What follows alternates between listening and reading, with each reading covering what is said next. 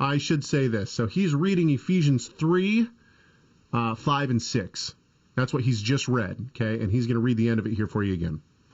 He says this is a mystery that was not made known to other times. And then verse 6, very important verse. This mystery is that through the gospel, the Gentiles are heirs together with Israel, members of one body. Now this goes farther than anything else in the Bible in defining the identity of both Gentiles and the whole church. And I want to explain what's being said here. And it's crucial to get this. Crucial. Absolutely crucial. Yep.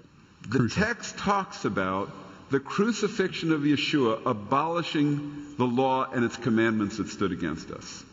If you study Romans chapter 6, Romans chapter 7, that you've died and you're married to another, Ephesians, you study Hebrews that talks about the Mosaic covenant becoming old and becoming obsolete, it becomes very clear that the new covenant is talking about a covenantal replacement, that the new covenant supersedes the Mosaic covenant.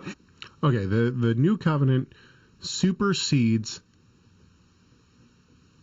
the Mosaic covenant. Now, wow, that's interesting right there. You know, I haven't heard the whole thing, but isn't it? Is part of their group the guy who made up the word crypto supersessionist? Yes. Okay, so he's using a similar vocabulary. Now he might be using it a little bit differently here. So now I will agree that in some ways, now this is going to get me into hot water if I don't explain this correctly. In some ways, the new covenant has replaced, kind of, and that's not even the right word, the Mosaic covenant. But but I'll explain that in a few seconds as we go on. So don't pull that one clip from me, and play that on your radio show. You got to play the whole thing. Hang on, let's listen to the end of this clip, and then I will tell you what I mean by that. And the new covenant takes into it, if you study the new covenant from Jeremiah and Ezekiel and all the way into the new covenant takes into itself all that is in Moses that can rightly be applied to the new covenant order. So the new covenant is not an anti-Moses covenant, but it's a covenant that is the new covenant and takes into itself. But because we're not in the Mosaic covenant, but in the new covenant, certain things that were in the Mosaic covenant that were barriers of to Jew and Gentile are removed. Okay, so there's so much here to talk to.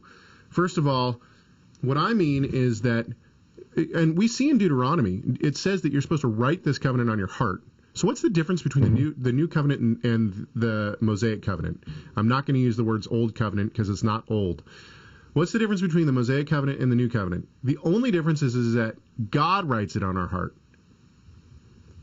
And what Juster here tries to claim is that the laws that, what does he say, the laws that came between Jew and Gentile are abolished? For who? Who are they abolished for? And where does he get that from Jeremiah or Ezekiel? Where in Jeremiah do we see the old, I'm going to write a new covenant on your heart, and the new covenant is going to be the law of Moses written on the heart, except for, and then he gives a list of commandments. We don't see that, right? Yeah. Let's listen one more time to what Juster exactly says. But in the new covenant, certain things that were in the Mosaic covenant that were barriers of to Jew and Gentile are removed. The new covenant is different. Okay, pause there. Yeah, that's it. Things that were a barrier between Jew and Gentile were removed. So what I'm understanding is that he says there are things in the Torah of Moses that prevented a relationship to worship the God of Israel between Jews and Gentiles that now has been removed. So those laws, he doesn't specify what they were, but he says they have been abolished. For Is who? that what he's saying? That's what he's saying, but for who? Have they been now, keep in mind, Juster goes to a Messianic synagogue. They have a traditional Torah service, the whole nine. Are there Gentiles there? I don't know. But the question is have these barrier laws, as Juster kind of has put it, are they abolished for Gentiles? Are they abolished for Jews too? If they're abolished for Jews too, see, he's going to get into some really hot water no matter which way he goes on this.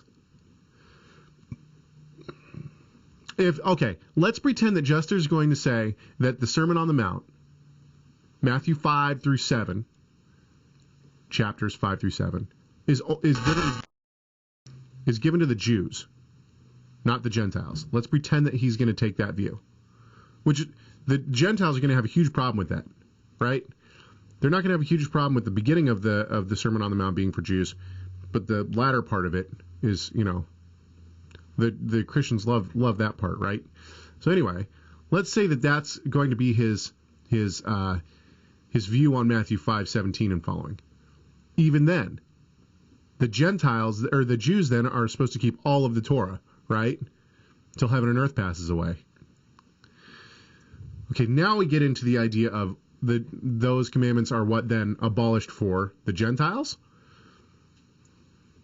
Yeah, he doesn't. There's no support that he can find in Scripture. So would he say that Shabbat is obligatory for Jews? I believe that the UMJC's opinion on the Sabbath is that it's an identity marker for Jews and should not be kept by the Gentiles. So it's not a covenantal obligation then. Don't quote me on that. That's what I believe, but I could, I'm willing to be shown otherwise. Yeah. Anyway, he quotes like Romans 6 and 7. Well, of course, the image there is our old man stands condemned under the wrath of God by the power of the Torah. Exactly. Sin, by the power of sin, the strength of sin is the Torah. Why? Because it convicts everybody. There is no one without excuse before the Torah. And if you don't have the Messiah, if we are under the condemnation with Messiah of the law. and risen with Messiah, we're not a new creation with respect to the Torah. We are under the curse of the Torah. The curse remains on us. I don't understand why he's saying that has to do with doing away. It's not like the picture I get is like if you imagine a courtroom, God's up there as the judge, and you're standing convicted before the law because you've broken the law. And what he says, you know what? We're just going to tear up the law. We're not going to, you know what I mean? No, that's not what happens. The law stands because God is judge. What has to happen is there had to be a death. Okay. And participating in the death of Yeshua, who, though he was a tzaddik, he was without sin. He died, and death had no grip on him. By his grace, we have new life in him. But we can't participate in the life of Messiah unless we first participate in that death. What I see Jester doing here is putting more onto the new covenant than what's in the Word. He is putting his own preconceived notions of what the new covenant is into the text. He wants to hold the line, let Jews be good Jews and Christians be good Christians. And here's back to my argument about this. It does fit with the whole Philadelphia thing. As long as we stick, it's almost like he's using the language of the mayor. In other words, too much on the abstract, too much use of abstract terms and commitment to abstract categories rather than clarity of definition. He's too much in the abstract realm. That would be my opinion here. And I think his reading of Hebrews is misguided as well. But Hebrews is talking about the Aaronic priesthood. It's so clear. I mean, it's all about the Levitical priesthood, and that the temple was getting worse and worse and worse. There was political corruption, and they knew from Yeshua's words that it was on its way. Not one stone would be left upon another. That's whether we put the temple or put Hebrews authored before the destruction of the temple or maybe right on the heels of it. In any case, all the confusion in the air about what do we do? What do we do? We have no Levitical. We can't keep the Torah according to Levitical laws now. What's going to happen with atonement? I mean, he totally removes that crisis of faith, of Torah piety that's very real, and just goes to the abstractions. Oh, see, it was abolished. It was done away. I don't get it. And maybe, he wrote a book on like Christian support for Israel. I wonder how much, not to turn everything into economics, because God knows his heart. God knows our hearts. I can assume the guy's doing the best with what he knows. But hey, I wonder how much funding comes from evangelical Christian world. They don't want to. He gets funds from people who don't want to be told that they have to keep the Shabbat.